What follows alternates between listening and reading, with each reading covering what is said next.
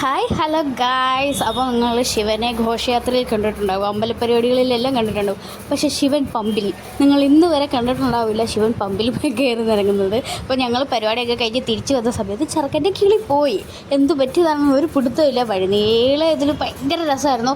അതേപോലെ എന്നിട്ട് പമ്പ് കണ്ടപ്പോഴത്തേക്ക് അവിടെ വണ്ടി നിർത്തി, അവിടെ ചെറുക്കൻ ചാടി ഇറങ്ങി എല്ലാവർക്കും അനുഗ്രഹം കൊടുത്തുകൊണ്ടിരിക്കുകയാണ്. ആ കൂട്ടത്തിൽ അവർ കിട്ടിയപ്പോൾ ഒന്ന് പെട്രോൾ പഠിപ്പിച്ചു. ആ കൂട്ടത്തിൽ ഒരു ഫോട്ടോ ഒക്കെ എടുത്തിട്ടോ. അത് കഴിഞ്ഞിട്ട് ഞങ്ങൾ ഇങ്ങനെ വന്നുകൊണ്ടിരിക്കുമ്പോൾ ശിവന് പെപ്പർമെൻറ്റിൽ കയറി തന്നെ അൽഫാമും കുഴിമന്തിയൊക്കെ തിന്നണം. അങ്ങനെ ഞങ്ങൾ കുഴിമന്തി വാങ്ങാൻ ശിവനെ പറഞ്ഞു വിട്ടോ.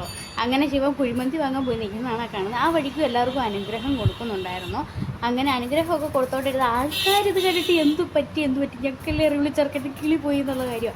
അങ്ങനെ ശിവൻ കിളി പാറി അതിനകത്തോടെ നടക്കും. വരുന്നവർ പോകുന്നവരൊക്കെ ഞാനും അകത്തിരിപ്പുണ്ടായിരുന്നു കേട്ടോ. അപ്പം എനിക്ക് തലയിലൊക്കെ ഭയങ്കര വെയിറ്റ് ആയതുകൊണ്ട് ഞാനത് കഴിച്ചു കളഞ്ഞേ.